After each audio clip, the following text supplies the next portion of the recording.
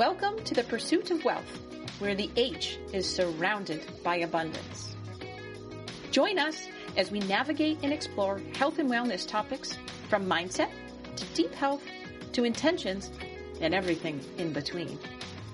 We welcome you with open hearts, open minds, and with the hopeful intention that you'll become a tiny bit better than yesterday. Welcome to the Pursuit of Wealth, where the H is surrounded by abundance. Today, we want to welcome you with an open arm, open heart, and an open mind to the topic we have at hand today. No pun intended, or exactly pun intended. We are discussing stress. Stress. Probably a very overused term, or perhaps something that you feel all the time. We don't know. But let's dig into stress a little bit more. And this morning, or this evening, or this afternoon, depending on which one of us you ask, we have Juli. Good morning, Juli. Or afternoon, Juli. Good afternoon, yes. Right. Good morning, Margaret. Good morning, everyone. Right. We're morning here. And Johnny, well, Johnny's not with us just yet, but he should be joining us soon. And until then, it's just us girls. All right. Let's get it started, right? No boys allowed. That'll get us in trouble, I'm sure. Yeah. Just kidding. We love Johnny. We miss him. But until then, Juli, do you mind starting us off here? Not at all. What about stress? Let's talk about stress. I'm so stressed right now. Just kidding. I'm not.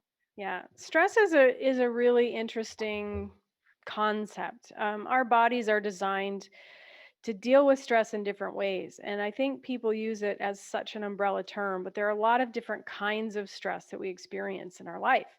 And the different categories that I have been reading about are environmental, physical, mental, emotional, existential, and social stress. And everyone responds to stressors in different ways.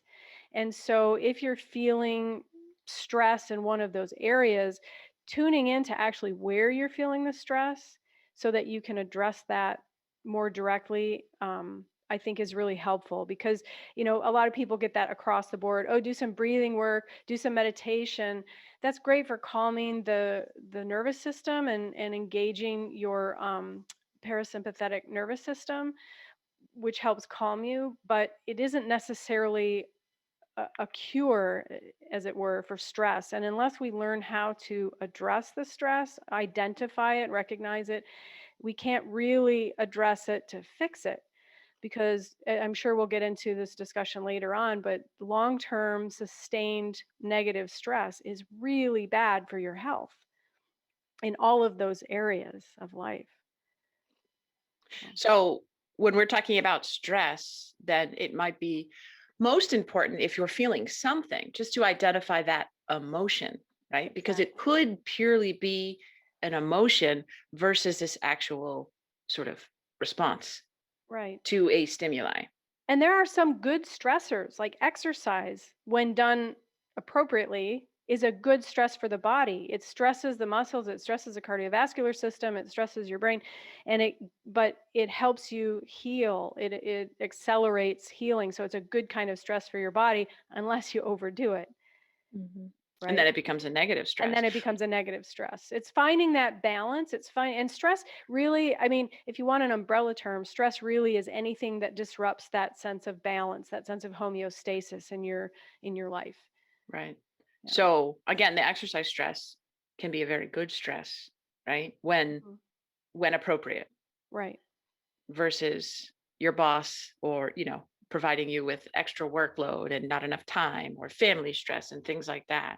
Right. Now, a lot of people use exercise.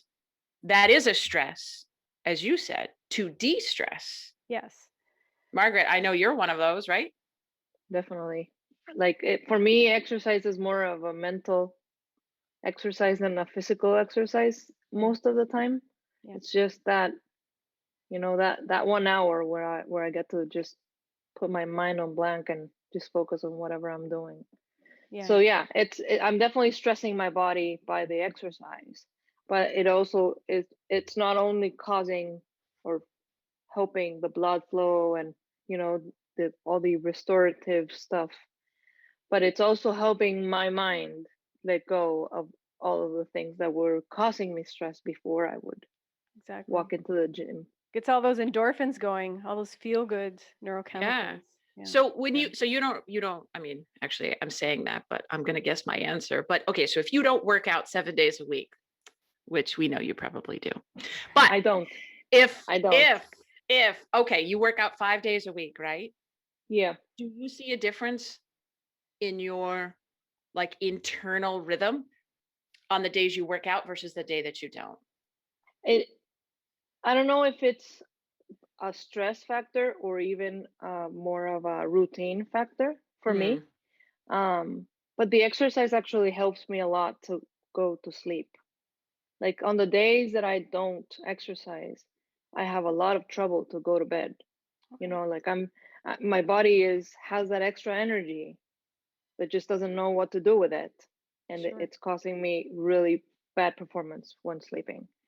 So, and then also, yeah, I just like to start my mornings, you know, moving a little bit. Right. So the days that I don't go to the gym in the morning are very different energy wise throughout the day than the days that I don't.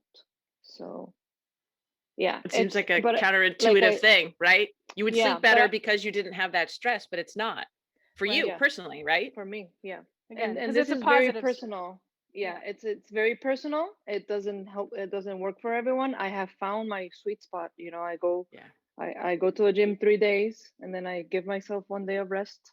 But I like to do something not so stressful for the body, but like an active rest day Mhm. on, you know, on my 4th day, and then I go back to my routine on the next 2 days, and then I rest entirely, like doing stuff at the house and, you know, moving in a different way, Right. but not putting my body under that much stress, because you actually, the body requires that recovery, Mm-hmm. and you got to understand it, you know. I don't need to move the 7 days in order to Right. see all the things that you're actually trying to see when you go to a gym. Exactly. Your Well, body and needs to shut down. a lot of that Yep. negative stress from over exercising, and I've experienced that myself because I had a crazy life, you know, some years ago when I was still in the States, and I was working out 7 days a week, sometimes twice a day, and I was working crazy amounts of hours, but the exercise was kind of like my therapy, but I overdid it, and it disrupts your cycles. It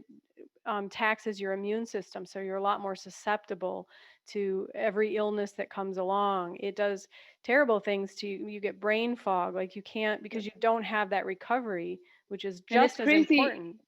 Yeah, it's crazy how you're always hungry. And then Yes. you just don't understand if you're actually hungry or if you're just used to Eating, you know, right, the volume. eating, or so that also disrupts your eating habits. Mm-hmm. And then you're thinking, well, I have to eat this much because I went to the gym this morning. Right. But did you actually, like, did you do all the exercise that you were supposed to be doing, like the performance wise or strain wise? Intensity. Yeah. Did you just drive to the gym and drive home and decide I want Yeah. pancakes? Yeah. Which Yeah. is totally appropriate if it's up to you, right? I actually That's do what that you a want. lot, but Yeah. yeah. But yeah, it isn't. it's No, go ahead. I was just going to say that when we, in this just came to mind, right? So if we look at exercise is the only way that we de-stress, or the only way that we feel sort of calm and peace, that can also be a little bit problematic too, because what happens if you can't work out? What happens if you fall ill? What happens if you hurt yourself, right? And so exercise is taken out of the equation. It's also very important to find other ways personally for each one of us to de-stress. That isn't just one, right? It's sort of what else, right? If this doesn't work, then what else can I do, right? And when we talk about stress, we probably heard this term quite a bit, the fight or flight, right? Then there's the rest and digest. So the fight or flight is your sympathetic nervous system, right? That's the one that activates if you're being, chased by a cheetah. That's the good kind of stress. That's the adrenaline pumping. That's the, I got to get the out of here right Yeah. now, right? Then there's the rest and digest, and that's the parasympathetic. That's the sleeping. That's the, that's the very calm place. Recovery, yeah. Right. And that's where we want to be most of the time, because that sympathetic nervous system, shouldn't be activated throughout our entire day. Because what happens if our sympathetic nervous system is activated and every little thing will trouble you that much greater, right? Like, I think we can all know when we have a calm mind, when we have a calm balance, when we're just feeling very calm and full of energy, I can poke you and you can deflect that very easy. No problem. If you're upset, if you're feeling, that stress, and I poke you, it's a totally different response, Exactly. right? Exactly. Yep. Yeah, and the adrenaline, I mean, the adrenaline is only meant to be extremely short term because Mhm. it has to shut down your digestive system. It has to shut down other functions to help you survive. And so when that's triggered and sustained, for too long, that's when we can run into a lot of health problems. And there are two schools of thought about adrenal fatigue. My functional medicine doctor and the holistic doctors I saw back in the state, I did suffer from that because of all the craziness I put myself through and the overworking out, like 10 times a week and all of that. And I actually ended up off of work for a month because my body was just shutting down on me. Yeah. It even compromised some of my organ functions because it disrupts, it's such an important part of your endocrine system, which is the system in the body that produces all of your hormones. And those hormones are really important to keep in balance. And when they're not in balance, you can have all kinds of symptoms and issues like depression, like allergies, like hypertension, like high cholesterol, like muscle pain and joint pain. And a lot of those things, autoimmune issues are often triggered because of a hormonal imbalance. Mhm. And that's one of the key ones that, in that adrenal cortex that really can mess up our whole general health. Well, and when I think of stress, I like to think of it in a very simple way. I'm in an awkward situation, right? Because stress makes you feel awkward. Mhm. You're not comfortable with Good point. yourself, with Yep. where you are, Yeah. with what you're doing, with everything that's everything. So once you're in that position, your body, your mind, your everything starts figuring out, okay, I don't like being here. What do I need to do next? And then you're gonna either start doing something physical, a change physically, I don't feel comfortable here, so I might change my clothes, and then, oh, but I don't like being here in this place, so I'm gonna go out and I'm gonna go try to find someone else, or go to a bar and try to meet people, or I'm talking very general. Sure. And then that makes the environmental change. Mm. And then the other thing is you're at the bar and you're drinking alcohol or whatever, and then you're causing it something internally, and Right. then you're not comfortable anymore internally. So Mhm. then you're trying, it's all those little things that you're trying to figure Run out. away from almost, Right. Exactly. right? Yeah, because You're our trying. minds want us to be our minds want us to stay in our comfort zone. So, Right. we talk about positive stress, like doing something that's outside of your comfort zone, doing things that are scary, but that help you to grow as a person. That's okay. It's okay to feel those moments of stress. It's how you respond to it that determines Yeah. how it affects you. And there are things that probably stress both of you out that I could just let roll off my back without a Right. second thought, and vice versa. And so we all respond to those things differently. And I think starting to become more aware of how those, where our triggers are and what things we can actually control. Because you think about people get so stressed out about world events and about the news and about this. We can't control any of that. Yep. And we have to No. understand what can we actually control? What can we do about it? And learn how to focus on those things, and all of those things in that circle that we can't control or influence in any way. We have to learn to let those go, because otherwise they will drag you along, Yeah. a not very nice So road. I think it's very we are gonna probably give coronavirus a lot of benefits throughout our conversations, but in when we're talking about this, when Corona started, I really got like a big hit of anxiety just Mm. because my country shut down. El Salvador was shut down. No one could enter or exit. I was like, oh my God, what's gonna happen if I have a family emergency? I can't go in. My parents are trapped there, or my family in general is trapped there, and they can't come out. And that little thing caused me a huge amount of stress. Then I learned to work around it. But then my parents were really stressed. And, like on the group chat of the family, they were always like sending stuff about Corona this, Corona that. We didn't even know what it was or what it did or all of that. And I took a moment for after it took me a long time, I admit, but after a moment where I actually understood that I could not change what was happening in the world.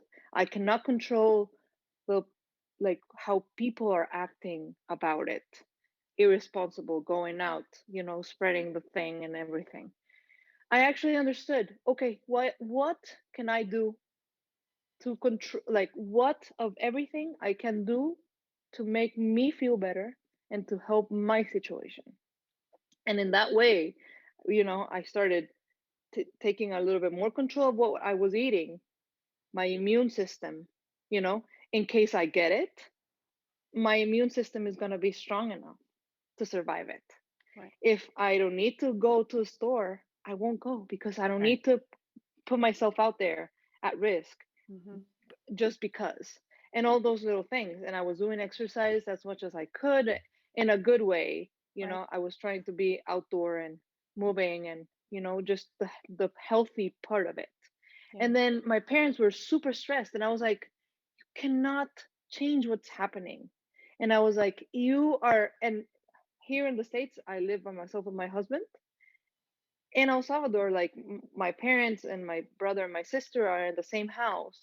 So I was like, dude, like just enjoy the company of Right. and do Enjoy the stuff together. new, right. Yeah.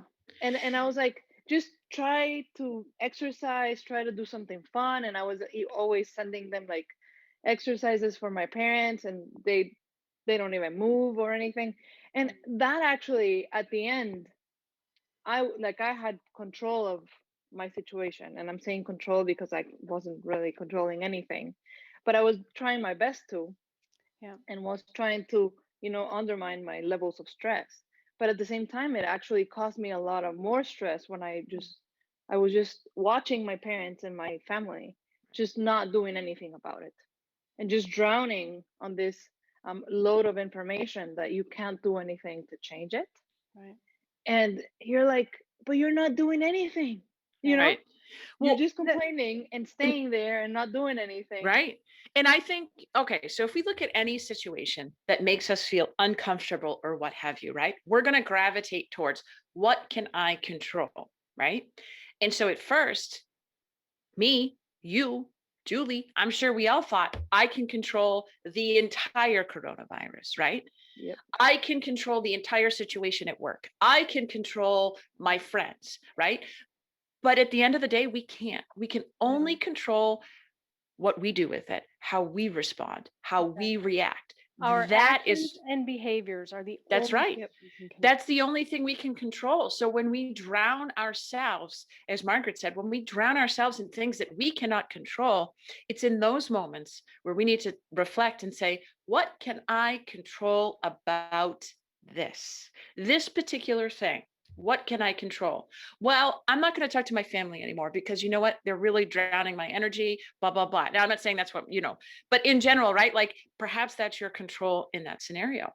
What can I control? And it's a very important question because as much as we all think that control is bad, and to a certain degree, if you're trying to control others, that's a different thing. Sure. But when you're looking at yourself, we need that degree of control for us.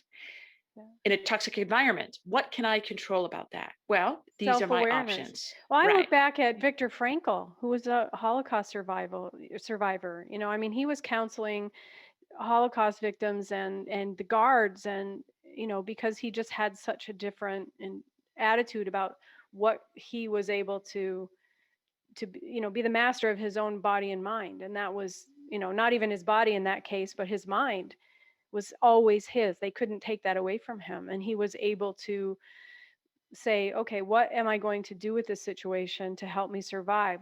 How can I make this into something that isn't going to kill me, right? Yeah. And when you hear all these horror stories, I'm sorry, Julie, I didn't mean to cut you off, but okay. you hear these people that survive and you think to yourself, oh my goodness, how could somebody survive that? How can somebody survive that? That doesn't Made a even choice. that's exactly You it. make the choice. What can I control? How am I going to survive? And I will come out the other side of this. Yeah, And and they that's do. most of it is mental. It is It's exactly crazy, but it's mental. we I create am because willing to do this. we ruminate and we worry and we create scenarios in our mind that haven't ever happened and may never come to pass. And when we only focus on those things, it just sorry, I'm thinking in Italian. It increases the load Say of it. stress, and yeah, aumentare, right? It just it That's what I was going to say. augments the stress that we're feeling, and it increases that, and if we let it take over, it continues to expand, and it also affects the other people around us because we don't think clearly. We don't act in a way that is consistent with our personality. Your energy shifts. Yeah, it's just, and that's normal, but it's being able to just, again, as Tiffany always says, is bring awareness to what's happening so that you can make the decision. And it's okay to feel feelings that you're having, but dwelling there and ruminating over them isn't going to help you being survive. down the end of the, yesterday, my daughter, she has her little teddy bear, and she's like, where's Teddy? I said, I don't know, honey. Why don't we go look for him? What if we can't find him? What if I never see him again? What if this? I said, honey, why are you fretting? I always use that term because I feel like, I don't know, it's a gentle way of, I say, why are you fretting? What information do you have? And that's the term that I use. I use it for myself now. I use it for the kids. Like, what information do you have? Your information is, I can't find my bear. Why are you down the road thinking about what happens if you never find him? Let's just go look for him. We'll take it step by step, right? Like, what if there's a thunderstorm? Okay. That's what information do we have to suggest that, right? Like, that's kind of the term that I use in my own personal dialogue. Like, okay, Tiff, what information do you have? Coronavirus is terrible. It's going to come and eat us alive. Or I'll just stay inside. Cool. Done. Right? Like, what information do you have? Right? If somebody sends you a text message and you feel upset about it, what information do you have? You have no idea what's on the other end of that person. And how do you know? Like you said, we've said before, thoughts are not facts. No, right. Ideas are not facts. Opinions are not facts. And so we catastrophize this whole scenario based on our interpretation when the other person may have just meant like, okay. Right. Not, okay. Right. Right. And you put okay instead of OKAY. So Tiffany, the other day Tiffany was writing me, and she was doing the all caps stuff. Yeah. And I was like, why are you screaming at me? And she wasn't even. But my caps lock key was on. Oops, yeah. I'm like, hi Margaret, how are you? Yeah, so if we adopt a little bit more of a growth mindset and say, okay, what is actually happening? How do I know this to be true? And what can I actually do about it? Yeah. And having more of a, they say growth mindset, right? What can I learn from this? Because again, some stress is good and it keeps us performing at our peak, and we go and we learn and we grow. But once you cross that hump into where it becomes negative stress, that's where all of those mind games come in. And generally, stress is something more internal. Nobody is actually doing it to us, again, unless you're being chased by a cheetah, right? Like, nobody's doing that to us. And I think that that's a very interesting thing. People can't make us feel a way. No. People can't make us do anything, right? So when we go into like that social or emotional stress, it's that inward approach, and it's something that I've been working. If somebody responds to me in a negative way or something, I go, oh, no, actually, that has nothing to do with me. Exactly. Right? It's that constant reminder. What right? is It has the fear nothing to behind do it? with me. Exactly. But I also like to see, like, there's like, we're gonna be aware of where we're at whenever we're not feeling comfortable or feeling stressed. Yeah. And there's some situations where the stress levels are too low, which aren't that good either. Right. You know, because the stress promotes you to find other ways to do stuff in a good way or in a bad way. Right. So sometimes when you're your stress levels are too low, you just start getting bored, for example. And when you're bored, you start doing stuff that you shouldn't be doing. Right. So it feels And less healthy. like, Yeah. or you feel unfocused, or you feel like you don't have any purpose in life, and your mind starts going somewhere negative. Yeah. And that's that existential stress. Yeah, I was going to say, you take that one. I don't even know how to pronounce it. I can't even pronounce it. I definitely can't spell it. Existential. I got it. Existential. Well done. Yeah. I'm like extraterrestrial. But then it's more about being aware of, okay, I'm feeling a little bit of stress, but that causes me energy, or it makes me feel engaged or interested on what I'm doing. So for example, I started a new job this week, and at the beginning I just had a huge overload of information and a huge overload of like chores and stuff that I need to take care of.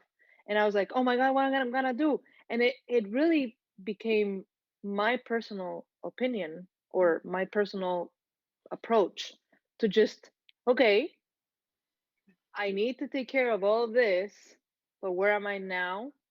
And how am I gonna approach this? And how am I gonna do this? And how am I gonna, So it's a matter of being stressed, but being also in like have the incentive on doing stuff. Right. And taking it one step at a time, because we tend to let ourselves, I mean, I do agree to a certain degree that overwhelm is a choice, because we're choosing to try to focus on too many things at once. And if we feel overwhelmed because we have all these things to do, we paralyze ourselves instead of just saying, okay, well, I don't know which thing to do first, so I'm just going to start on one and get that done, and then kind of build that momentum.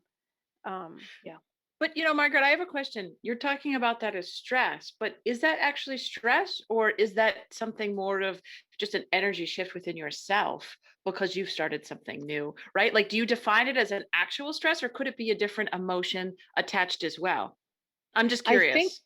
I think I do consider it a little bit of stress because, I'm putting my body in a situation where I wasn't before.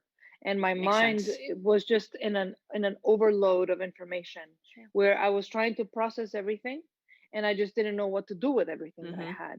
And then I do consider that stress, or at least the moment where I was like, oh my God, what do I do? Right. That moment of uncertainty, and that I was uncomfortable, and that I just didn't know if I was fit for the position, let's say, or fit for what I was expected to be doing. All of that starts causing, like I was saying, okay, maybe I'm not good enough for this, or it's how the am I fear going to be behind able to it, right? Yeah. Exactly. But at the same time, I'm calling it stress, but I'm not calling it a negative stress, right? Because it actually gave me, or it's giving me, the incentive to figure it out in the ways that I can control it. Right.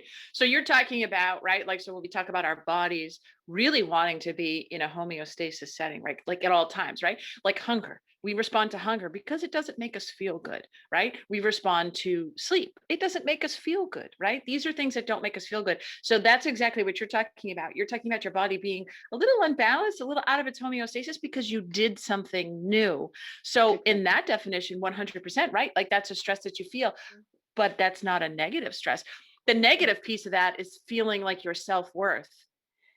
Right. Like that internal, right? Like, am I good enough? Well, of course you're good enough. You wouldn't be doing it if you weren't good, right? Like, and we all have that internal chatter because our bodies, our minds don't want us to be out of balance. Right. And so if you're on one end, angel devil, right? Like, hey, no, Margaret, we're going to take this new job. Oh my gosh, I'm not good enough.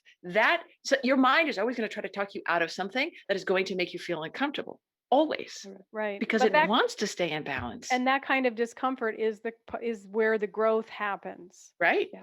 Right. So it isn't, I mean, you weren't having anxiety attacks and heart palpitations and, that kind of thing. And, something else about stress, and I talked about this a while ago in a live that I did, but I think it's important to address, is that if you're feeling stressed and you need to reach out for some kind of support, absolutely reach out for some kind of support, because stress often isn't something that we deal with very well on our own. And whether it's just venting to someone or going for a walk or just sipping on a cup of hot tea and clearing your mind, whatever you need, don't ever be afraid to acknowledge what it is you actually need in that moment.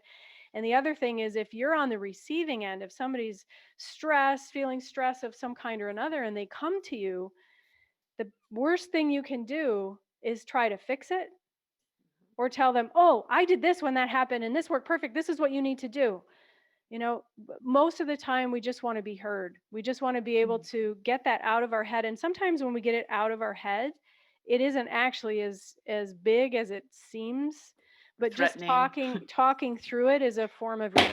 And so if you're on the receiving end of that, the best thing you can do is to just listen quietly and ask, how can I support you? What do you need from me right now? Do you just want me to listen? Do you want me to give you my opinion feedback, or my advice? Feedback, right. But asking permission first, especially when someone is obviously feeling a lot of stress, that is so, so critical, because I've seen so many arguments happen between spouses who deal with stress in different ways. And one tries to talk to the other, and the other is trying to fix it. And you end up he or she just won't listen and they don't understand me. No, that's not the case. They're just using their stress response to help you, even though you're responding differently, if that makes sense. It does. Yeah, for sure. And the most important thing is, I do recall some time back we mentioned something about writing our goals on a piece of paper. It's exactly the same when you're vocalizing your problem or your stressor.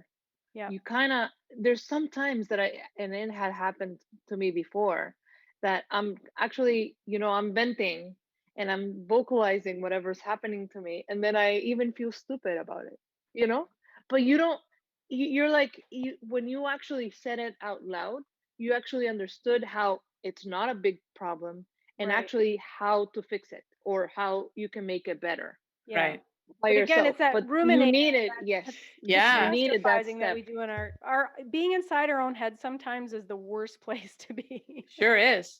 Good thing we're not in others' heads, right? Yeah, it's interesting, Julie, when you talk about, like, when we're talking about, okay, sometimes we just need to kind of get it out because it's kind of pent up, right? Like Margaret said, and then it all of a sudden kind of feels a little bit better.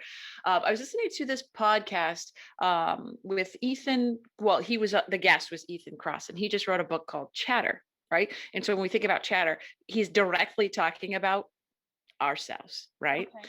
And there was something interesting that he talked about in there, right? And it's more of, again, if somebody's coming to you with their problems, right, or what have you, right, this is going on, this is so terrible,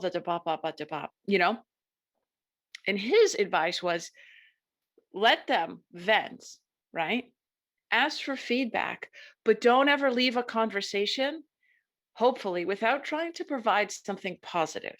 Because if Margaret's saying, oh my gosh, I all this went bad, and I say, no, listen to me, this is what went bad for me, and then we start sort of like kind of toppling each other with what went bad, right? What are we doing? That is a completely negative space. It's just causing each other more stress. You know what I mean? Just the same as if I were to say, hey, Margaret, actually, that's not a big deal. You're like, excuse me, not a big deal, right? Like, no, of course it's a big deal. So there's that balance between being a very good ear for somebody and actually listening. And then if they do want feedback, it's more of a, okay, what can we do? Like, right? Like just even asking, like, Julie, what can we control out of that situation? You really, thanks for letting me, where Yeah. can we have some control in this, right? Like, let me try to help you, right? Yeah. Like, where can we find something to take back for you, instead of letting that person just continue to ruminate to the point where now you're ruminating, right? Because that's not helpful. So there's that balance between that, like social, like I need to vent, but then what do we do about it? And like Margaret said, half the time we start venting and we go like, there it is, light bulb. That's all Yeah. I need to do. You know what I mean? Right. Yeah. Johnny's here. Hey, I Johnny. Hi, am, Johnny. yes. I apologize for showing up late, everyone, but it's good to be on. And I'm loving what you have been saying, Tiffany. And we come to this point in venting. I kind of have a different perspective since my way of personal venting is more about self reflecting before I actually say that out. And each of us has our own personality in the ways that we're desiring feedback or the ways that we're communicating ourselves. Whether it's for understanding, whether it's for letting ideas out, or if it's a complaint about something, or for others that are more intrinsic or introverted rather, is to sit with our thoughts for a while, sit with our emotions, sit with our feelings, to either one, understand them, two, deal with them, or to try and overcome them. um, and that, I mean, that can be shutting off from the world for a few days. It can be that sense of fatigue. I don't feel like going out. Mhm. Maybe there's other cognitive things that are going on. But I think it's so wonderful when we are able to connect. There's just a different sense of communication that comes about, and showing that empathy and relating in the way, whether it's relating to your own experiences Mhm. or trying to understand them rather than writing them off, or trying to switch the subject, or Yeah. laughing and like redirecting. Or focusing it Um, on yourself. Yeah. It's a very good yeah. point as you talked about, right? Communicating to connect. And I think that when we are, right, like in that sort of like wheel or sphere of stress, right, we probably want to get out of that. And that And should be the impetus for the conversation, right? yeah, What were you going to say, Margaret? you're vulnerable, and That's that's right. a horrible state to be. And no one likes to be vulnerable, you know? So just by No, there, you feeling a disadvantage and you're kind of opening up, and then someone comes very aggressively and say, "What?" And you're like, "Oh my God, maybe I shouldn't." And you just right. start, you know? Right, right. Invulnerable is a very good place to be when we're talking about that growth mindset, right? We can, Brene Brown, if you've never, seen her, the TED Talk on vulnerability, it is profound. It's And amazing. it is. And if there's ways that you can find yourself to be vulnerable and open up, and again, know that how people react to your vulnerability has nothing to do with you. And that's the scary place to be, but it's very true, right? Every time we step out of our comfort zone in a positive way, we are growing, because the next time we're laying new neural pathways. The next time we do it, it's not as threatening. It's Right. not as uncomfortable, because our mind says, no, we've done this before. So you have to be uncomfortable, right? In order to change your balance, your homeostasis, you have to be uncomfortable. Take it to exercise. If you want to lift 300 pounds, you're not going to just go out and lift 300 pounds, right? You have to lay those neural pathways to get out and do it. Yeah. And I think a big piece of that is actually learning how to detach from the outcome. Ah, Because we get so focused on the outcome. No, no, no, I got to do all these things to make it happen. And again, expectation. we come back to those spheres of control. And we talk about weight loss all the time. And I can't control how much weight I lose, but I can control what I eat, how much water I drink, how I feed my mind, how I move my body. I can control those things, and then my body is going to do what it needs to do with those things. If there's an imbalance someplace, maybe I find out in my blood work I have nutrient deficiency or I have a hormonal imbalance or something.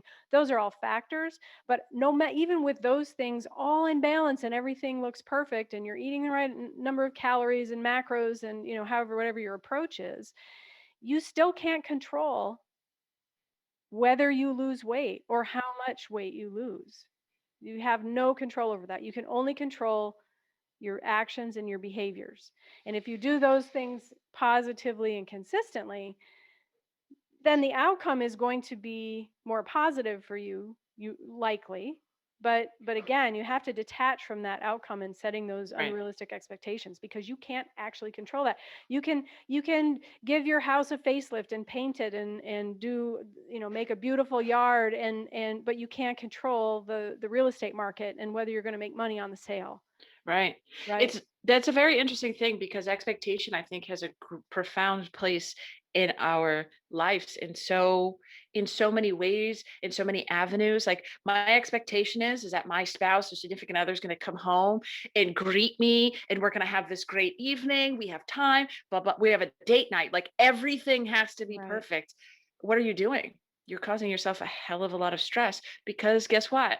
How many things actually go the way that we want it? Very, very little. And if we're not open to that, if we're not flexible, right? Mhm. If we're not aware and flexible, we're just causing ourselves a world of hurt, discomfort, aggravation, whatever the Negative case may stress. be. Yeah. Yeah. How often do we try to predict the outcome of Yeah. everything, Yeah. right? Right? You have a bad workout. Well, I thought I was going to have a good workout. Now you just, you took away your entire, workout, because you thought it was going to be something else, or you assume, like a dinner, right? I'm going to make this dinner, it's going to be great. Didn't come out, so I'm so sorry I made this horrible dinner, and everyone else is like, this is delicious. You know what I'm saying? Like, Right. it can, there's no place where it doesn't fit in your life, that we all have that, right? That we all sort of have those expectations. And a lot of times when we get upset, it's purely that. It's that our Exactly. expectations were not met, which means we're putting too much on something outside. Outside We're of our putting control. too much outside, and it's not inside, you And know? That can be my considered also the negative side of the stress, like, or too Yeah, stressed. It's when you become kind of obsessive and right. right. Trying like, to control outside of yourself. Yeah. yeah, My coach always or says yeah, done is better than perfect, right? yeah, or showing Love up. You showed You up. showed up. showing up. That's right. That's the Celebrate the first That's step. small things. yep, yep. And as long as you show up, you're sorry, there might be traffic in the background. But yes, showing up is such a powerful second step. Mindset, of course, is the first one. To have it become predictable, having your shoes near the doorstep, having your bag packed the night before, um, being ready to go, getting up when you're wanting to, if it's in the morning, or if it's an afternoon workout, well, making that time. But also to be setting your mind. I was working with a client today, and he was feeling obviously stressed about his work. A very business minded, practical coach. And what we started to uncover was that he had some time in the morning, but he did not make time or enough time for himself to be balancing out between his work goals Hmm. and his morning, like, personal life goals. Um, and what I asked him was, what can you do in the morning that you can focus on preparing yourself for the day? We focused our session, something that he wanted to do is how I can be the best, how I can show up to be the best. And he was expecting that it to be at work at the time, to be as productive as he could. Whereas in the moment, but we have to come back in the start of our day, how we set our mind, how we prepare our mind, how we begin to show up for the day will only drive that success, rather than if you're already running in a race, you can't expect, I'm finishing, I'm great, I'm awesome. No, it's the training before, it's the Right. mindset Yeah. before, it's how you nourish. Right. Um, and so what he decided on was going for a 10 or 15-minute bike ride. Now, I could be one to suggest, okay, maybe that might not be the best thing because he's already, rushing in the morning. But it's for him to experiment and uncover where his comfortability is at, or where his uncomfortability is at, where where he's balanced and where he's out of balance. Hmm. And that comes with part of the self-talk with himself. and uncovering that and observing that. He can try it, and I want him to try it. Sure. But if that self-talk is going to say, no, you have to rush for work, you have to be at work, you have to get ready for work, you have to show up, you have to be successful, I want him to notice that. I want him to say, this is what I noticed. And if it's really that out of balance, we might try another approach. I Well, wrote but 3 things. that's Yeah. right. Well, I was That's a, going to just add into what you're saying. So he's giving that step into adding something else, even though he's already rushing. But that might be the good type of stress that's stimulating him to get more organized the day before into, okay, I need to fit this in. So what am I gonna change to make it work? So it can go both ways, you know? It can overload the stress and become a Right. negative thing. And then you gotta step back and say, okay, it's not gonna work. Or it's actually going to work better because he didn't have that incentive to get organized the night before. To be able to do this, I gotta do this the night before, and then everything else will just fall into place. Yeah, and You know, so positive there's stress makes us a lot more creative. Mm-hmm. yeah, yeah. But you know, and I challenge sometimes too, right? Like I find in my personal, you know, whatever, that the more we try to control also can also lead us to a whole world of stress, right? If we do the same thing every day and something isn't the way that we expect it to be, that can cause us a whole world of stress too. So truly, how flexible can you be to the point that it's manageable without causing that negative stress, right? Like every morning, this is what I do. Well, what happens if you can't? There's no room for flexibility there, you know? So it's also about challenging yourself and being like, I take my shower every day at this time. I do this every day at this time. I have to do this, right? Like that's not being flexible with yourself. That's not being flexible with the world around you. No. It Because we doesn't can't. allow for life. Exactly. So there is that balance that I always see that I try to, you know, bring to myself and suggest to others. Like you can't control everything. We can only control how we react. So if we want everything to be as is, this is the way that it has to be, again, that's setting us up for our expectations to be so altered and to send us into this, you know, sphere of stress where what happens when we sort of have that like negative energy too, it's kind of ceases to, you know, bring on that other positive energy, like we're close to it at that point, But right? being willing, like you said, being flexible, being willing to experiment. And like you said, Right. Johnny, with this guy, you know, let's try this. And how, you know, how is it working? Completely. And be open to the result, right? Yeah. Without judgment. Exactly. That's a very good point. Well, I like to think about stress in like there's good and bad, but it's all about finding that perfect spot where you peak.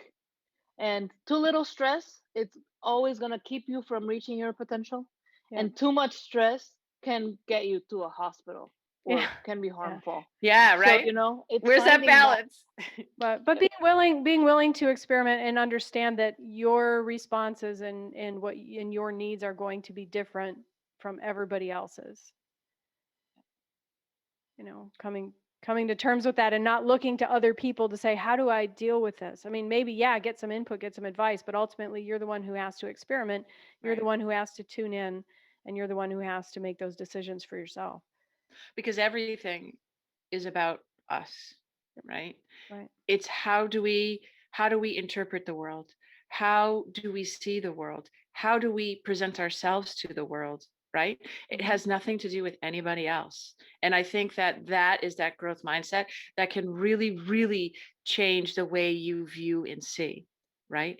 Yeah. Well, if you're your best version, you're giving your best version to all of the people around you in an environmental position, in a Yep. social position, in a house with your spouse or with your other significant other, I don't know, with your family, you Yep. know. So if you don't work, if it's not about you, how can you be something to everything that's external to you. Right. And then you're looking for others to provide you these things that can only be an internal thing, right? Yep. Like if we look at our self-confidence, if we're not feeling confident, we're going to put that on other people, knowingly or unknowingly, right? To me, the very definition is a personal term of enlightenment is when you can really be within yourself. Be within yourself, right? Understand what motivates you. Understand how to be unbalanced to grow. Understand how to be out of homeostasis to grow, and how you interact, how you present, how you again internalize things that have nothing to do with you, right? If you can deflect all of those things and stay very inward, what are you presenting to the world is that person that Juli talked about a couple of weeks ago, right? The doctor who, everyone loved and felt so, so charismatic. Most likely, if you sent him a text message, he would probably be like, oh, it has nothing to do with me, or it's a text message, I'm not going to ruminate over that, right? Like he was probably a very open, sort of clear-headed gentleman who just saw the world through a different lens, right? That people weren't doing things to him. He was here living his own life outside of everybody else. Exactly. How you are showing up. This might be a little too nuanced, and maybe someone in our chat can really just I guess move it more practical. But one of the questions that I like opening up with in my coaching sessions and to myself personally, because this is personally what has enlightened me, is how am I nourishing? Or sorry, what is nourishing me? How am I nourishing? And how am I nourishing myself? Those three powerful questions. And that is holistic. When we talk about deep health, that is not only the actions that are done to us, the reactions that we give off, but also the environment and how that relates to us, our reciprocal relationship, our interactions, our observations, and also the objects that we use, our computers. How are we nourishing with the devices that we're using? And how are we overusing that? How are we underutilizing that?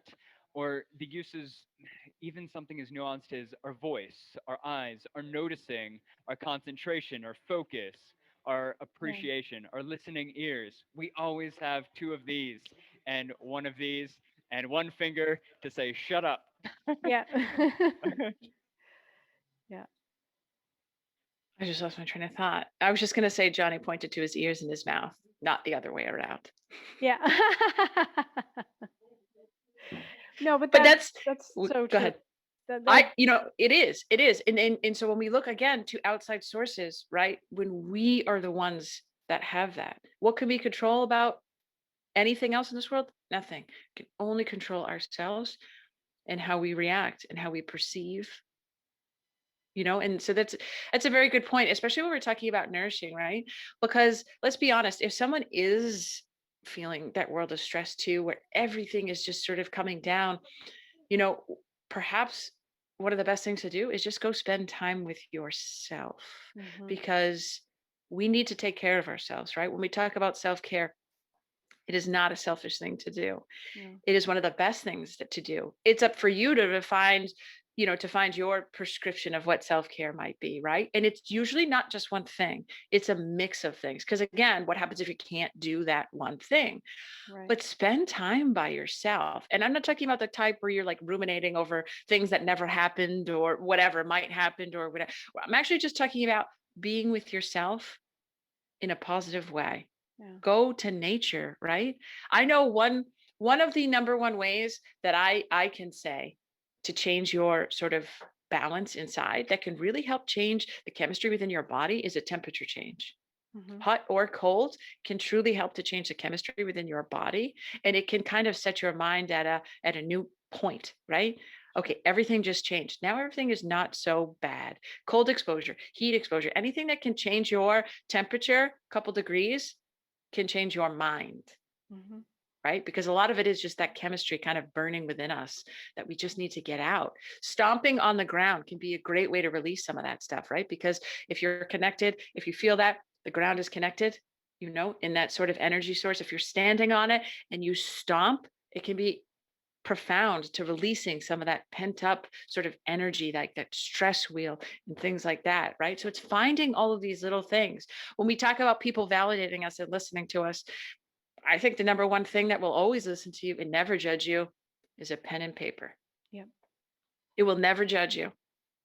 And if you think that someone might read it or something like that, then, you know, unfortunately that's not on them and you can't control that, because that is your time to write what is ever in your mind. And if you can do that with that growth mindset of how to move beyond it and how to challenge yourself, it can be quite profound to changing how you view your perspective. Yeah. Yeah. Because words always look different on paper than they do in your head. That's right. And like Margaret said, you might go like, oh, actually, that's not so bad, or that's kind of silly, and have a little chuckle at yourself, right? Mm-hmm. It happens so often to me. It's good And you can it's laugh just about like it, though. yeah, Little humility. Know It's thyself. a little like stop and reset Right. and change that mentality and Right. keep going. You know, Right. it's just like I think in our world we're so used to having constant distraction because we're either on the phone, Mm-hmm. you know, scrolling on email or social media or playing games, or the TV's on or the stereo's on, or you know, the computer's on or whatever. And so it's uncomfortable sometimes to just sit with ourselves. But it's one of the best gifts you can give to yourself is to learn how to do that and learn how to just be. To not have that constant stimulus, not have that constant input of information, of data, of, you know, Because well, it's I a got to hear this form of conversation. stress. It stresses your brain, and you can't Right. find mental clarity and creativity and calm if you don't stop stimulating your brain 24 hours a day. Right. So literally you should probably stop listening to this podcast right now because we're probably stressing you out, and go sit in nature. But seriously, this has really been a really fun conversation. I know I feel pretty at ease with myself right now.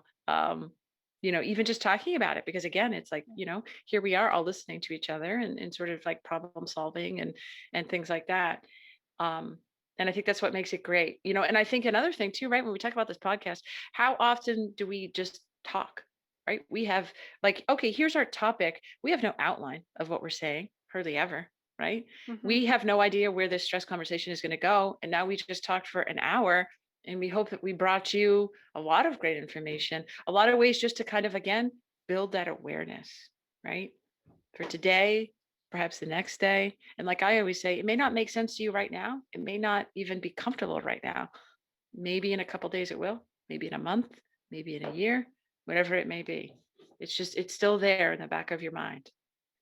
So if you're listening, find time for you today in some way to help yourself mitigate that internal stress, that stimulus that you're feeling, and achieve that 1% better today, because we know you can do it. Right? Okay. See you Right. next time. Thank you all. Thank you. bye everyone.